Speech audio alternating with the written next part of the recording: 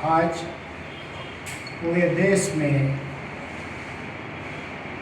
देश का सबसे बड़ा इलेक्शन लोकसभा इलेक्शन चल रहा है। पूरे मुल्क में तमाम सियासी पार्टियां अपने अपने उम्मीदवार के लिए हर मुमकिन जद्दोजहद कर रही हैं। उसी देश के अंदर 100% माइनॉरिटी अल्पसंख्याक का शहर मालेगांव शहर है, जो इस शहर का बाबा आदमी निवाला है। मालेगांव शहर में मसाइल के हमवार हैं। जनता की तकलीफ़ें इतनी तकलीफ़ें हैं जनता को कि जिसकी कोई मिसाल नहीं दी जा सकती। लेकिन जो संविधान बचाने का, कानून बचाने का और जिस पार्लियामेंट के अंदर पूरे मुल्क की जमहूरियत के लिए यकसा होकर काम करने का ऐलान करने वाला ऐसा पार्लियामेंट, उसमें कहीं दूर तक मालेगांव शहर का नामो निशान नहीं दिखता। मालेगांव शहर में जो लोग उम्मीदवारी कर रहे हैं और जो साहब 2 टाइम से चुन के आ रहे हैं भारी अक्सरियत से, उन्होंने 2016 में national highway 6 line service road की मंजूरी का ऐलान किया था। मड़वाड़ चौपुली से लेकर के 40 गांव फाटे तक कि तुरंत ये काम होगा।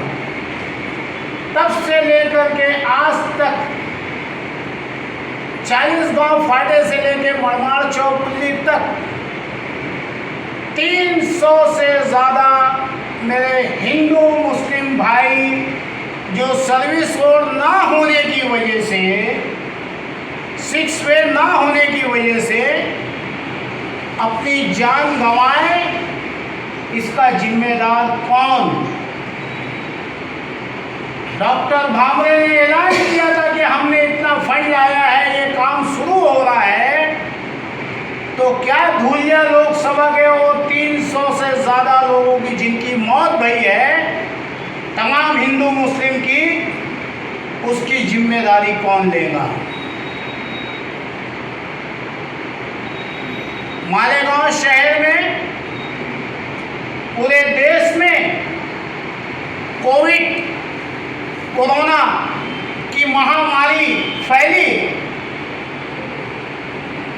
डॉक्टर सुभाष भामरे पेशे से डॉक्टर है और एक डॉक्टर जब अपनी डिग्री लेता है तो एक कसम खाता है कि वो इंसानियत के लिए काम करेगा, इंसानों की जान बचाने के लिए काम करेगा, वो दुनिया के किसी भी मज़हब का, किसी भी धर्म का हो। लेकिन अफसोस, मिस्टर सुभाष भामरे ने खासदार रहते हुए धुलिया लोकसभा के, उन्होंने ऐलान किया, सबसे पहले ऐलान किया कि मालेगांव शहर के मरीजों को धुलिये में ना आने दिया जाए। मालेगांव के शहर के मरीजों से मुराद तमाम हिंदू मुसलमानों को ना आने दिया जाए। ऐसा खासदार हमारा, जिसने इंसानियत का खून किया, उन्होंने मालेगांव शहर की आवाम का सवाल है उनसे कि अल्पसंख्याक का शहर, मालेगांव शहर अल्पसंख्याक का शहर है, माइनॉरिटी का शहर है। आपने इस शहर के लिए दुनिया भर की योजनाएं लागू है माइनॉरिटी के लिए, अल्पसंख्याक के लिए। आपने क्या कोशिश की क्या लाया इस शहर के लिए। आप चाहते तो मालेगांव से धूलिया तक, धूलिया से सटाना तक दुल्हन बना देते, लेकिन आपने क्या किया। ये मालेगांव शहर के लिए धूलिया लोकसभा के हर कैंडिडेट का आपसे सवाल है।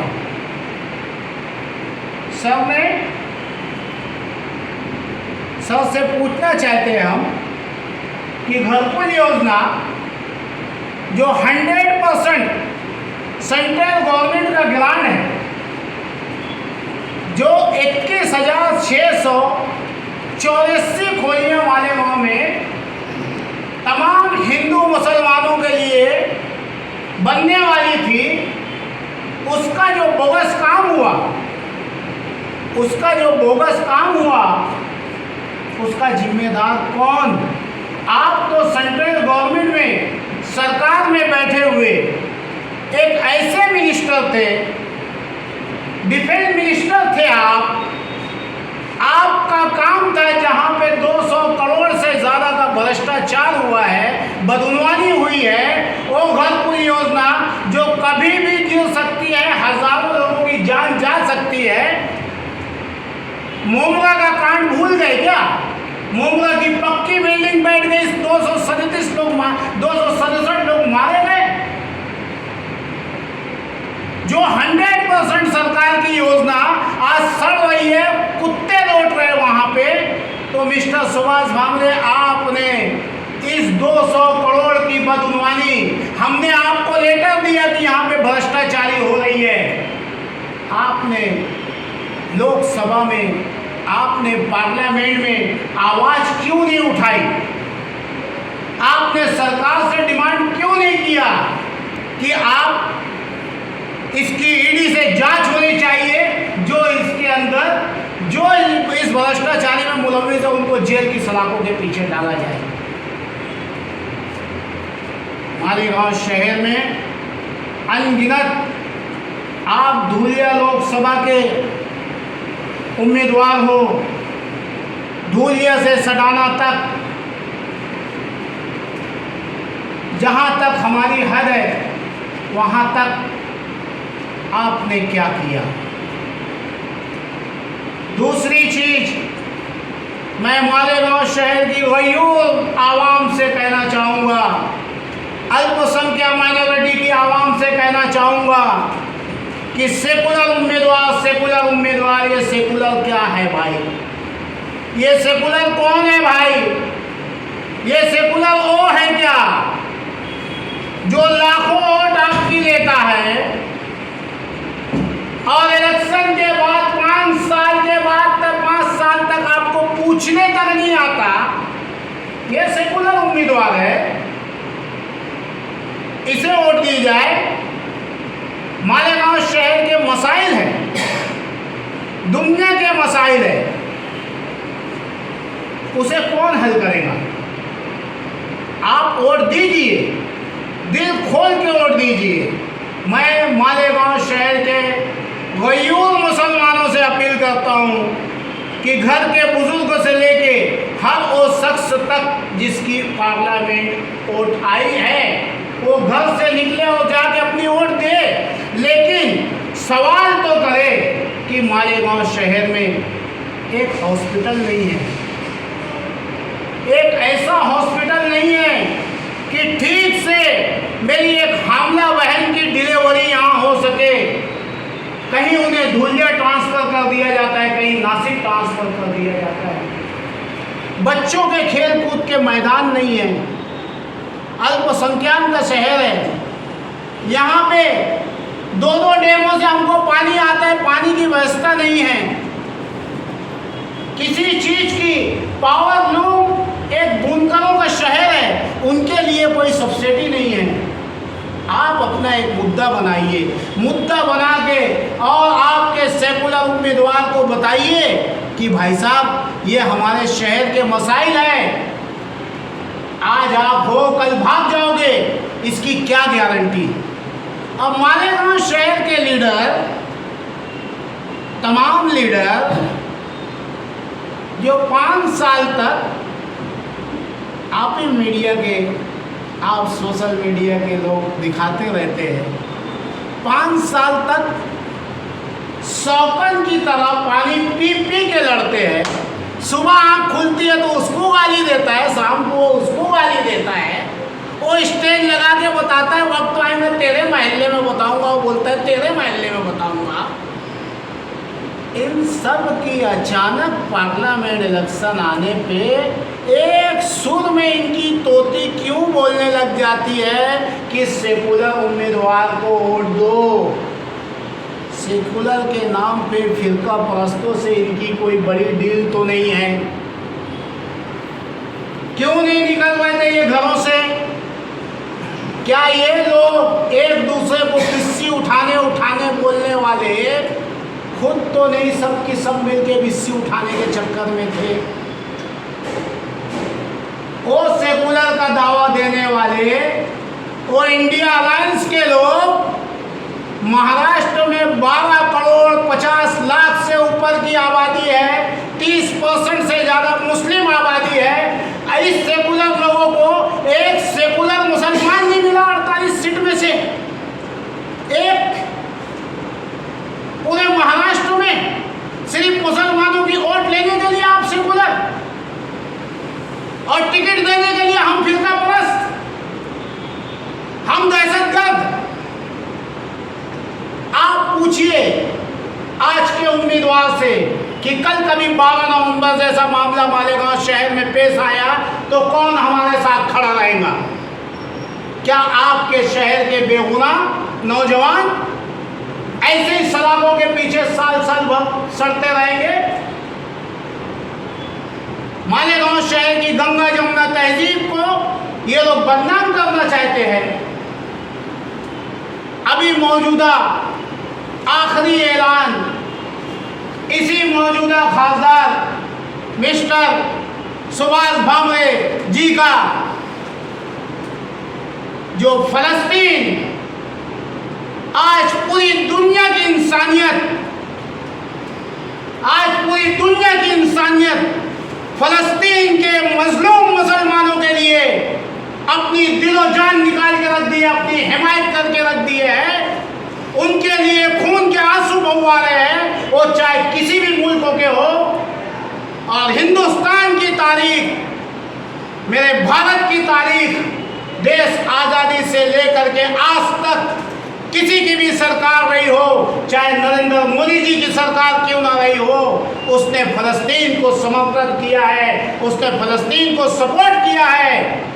अभी भारत सरकार ने फलस्तीन को मेडिसिन, दवाइयाँ भेजी, दीगर चीज़ें भेजी, और ये फिरका परस्त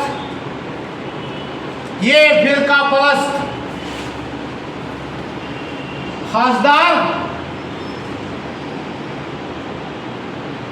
ये फिरका परस्त खासदार ईद की नमाज के दिन एक नौजवान ने अपने दिल की भड़ास निकालनी चाहिए। उन मासूम बच्चों को जो 40,000 से ज्यादा बच्चों की लाशें बिछ गई, मजलूम माँ बहनों की लाशें बिछ गई, बुजुर्गों की लाशें बिछ गई, उनके गम को लेकर के उसने उस फलस्तीन के झंडे को लहराया जिसे भारत ने खुद हिमायत दी है, इस भारत ने उसे मदद भेजी है, हमेशा दोनों साथ में खड़े रहे हैं। तो ये गद्दार हमें कहता है कि पाकिस्तान चले जाओ।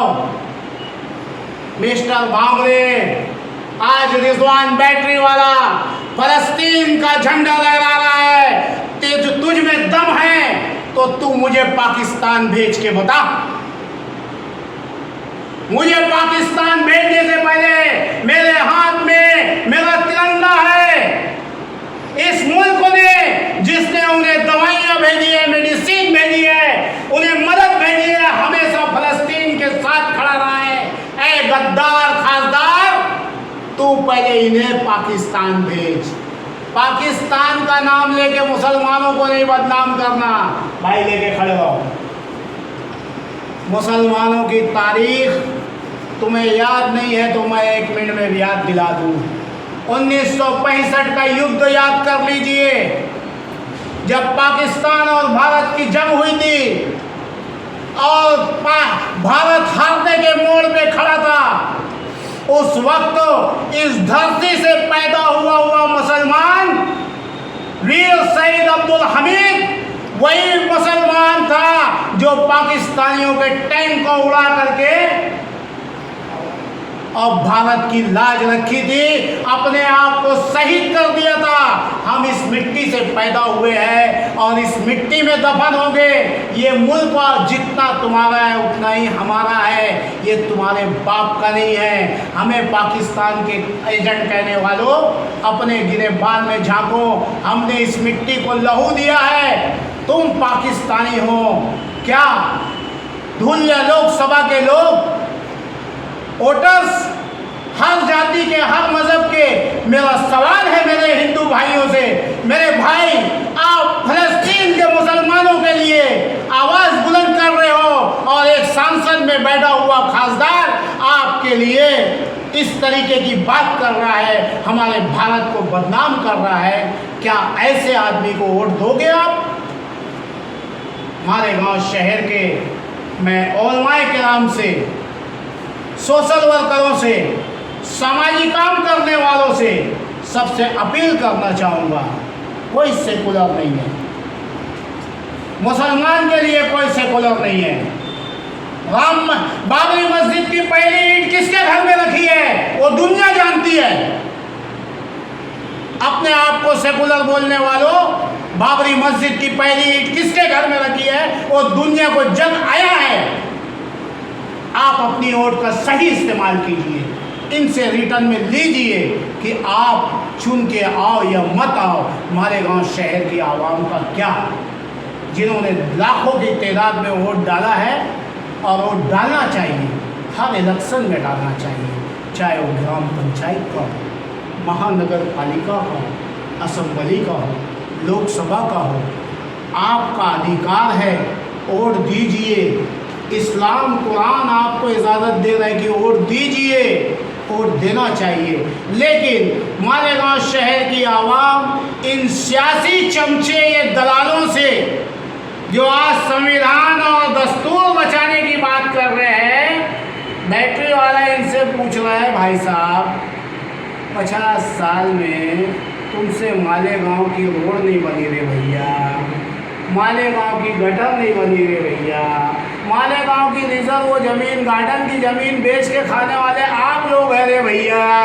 मालेगांव शहर के 12-25 के टुकड़े करके बेचने वाले आप लोग हैं रे भैया।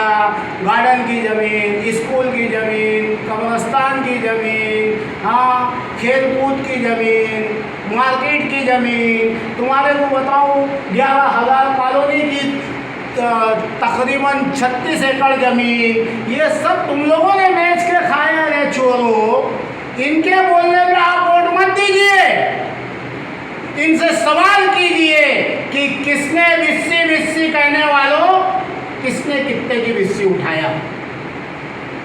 मेरा मालेगांव शहर की धुलिया लोकसभा की आवाम से गुजारिश है, आप अपनी वोट दीजिए और हमारी हिंदुस्तानी गंगा जमुना तहजीब को कायम रहने दीजिए, भाईचारगी बढ़ाइए।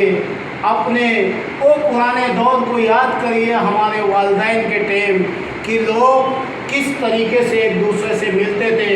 मेरे भाई, ये लीडर आज है कल नहीं रहेंगे, ये देश और हम हमेशा रहने वाले हैं। हम मिलजुल करके काम करें और सही आदमी को वोट दें, सही आदमी को चुन के लाए, सही आदमी से रिटर्न में दें। यही रिजवान बैटरी वाले का मकसद है, यही हमारा मुतालबा है। जय हिंद, जय माँ। तो पार्लियामेंट इलेक्शन में कई उम्मीदवार हैं धुलिया मालेगांव से, तो कौन सही लगता है उसमें? आवाम बेहतर जानती है, हम लीडरों से ज़्यादा आवाम जानती है। तो आप किसको हिमायत करेंगे? हम तो कह दिए, जो शहर की बातों को मानेगा। हमने एक निवेदन तैयार किया है, जो हम सभी जो टक्कर में उस उम्मीदवार को हम बुलाएंगे, शहर के जिम्मेदारों से मिलेंगे कि ये शहर के मुतालबात है, इस पे जो हामी भरेगा हम उसका ऐलान। कितने दिन से आप भी खामोश थे, इलेक्शन चल रहा है मालेगांव में, सब बिस्सी की लड़ाई लड़ रहे थे, तो कहीं आज भी ये बिस्सी के लिए तो नहीं ये प्रेस कॉन्फ्रेंस बुलाई गई है? जी सर, क्या पूछे आपने? ये बिस्सी के लिए तो ये प्रेस कॉन्फ्रेंस नहीं है। रिजवान बैटरीवाला इतने दिन से खामोश है, इलेक्शन चल रहा है शहर में, और आज अचानक प्रेस कॉन्फ्रेंस बुलाने का मतलब? जी सर, बिस्सी की लड़ाई अल्हम्दुलिल्लाह रिजवान बैटरीवाला एक मेहनतकश इंसान है और तारीख है सर, आज तक मेहनत करके कमाता है और खाता है। और आप लोगों के लिए कोई अंदर पेटे ऐसी कुछ रिपोर्ट होगी तो चला दीजिएगा कि ये रिजवान बैटरीवाले का लेन देन, मैं आपका खैर मकदम करूँगा। और दूसरे लीडरों का आप लोगों के लग नहीं होएगा, आवाम का डिमांड होएगा तो मुझसे ले लेना। आवाम का तो डिमांड है, जो लोग बिस्सी लिए है उसको सामने लाया जाए, अगर आपके पास कुछ है तो दीजिए। बिल्कुल दूंगा। मैंने आपसे कहा कि हम एक निवेदन अभी शहर के उलमाए किराम, शहर के तमाम जिम्मेदारों से मिल कर के उन्हें दिखाएंगे, उसके बाद हम ये फैसला करेंगे। और आपको बता दूं सर, आपने जो सवाल किया कि कितने लोग खड़े हैं, ये कोई ग्राम पंचायत या कॉरपोरेशन असम्बली का इलेक्शन नहीं है, ये लोकसभा का इलेक्शन है। लोकसभा के इलेक्शन में सब कुछ लगता है।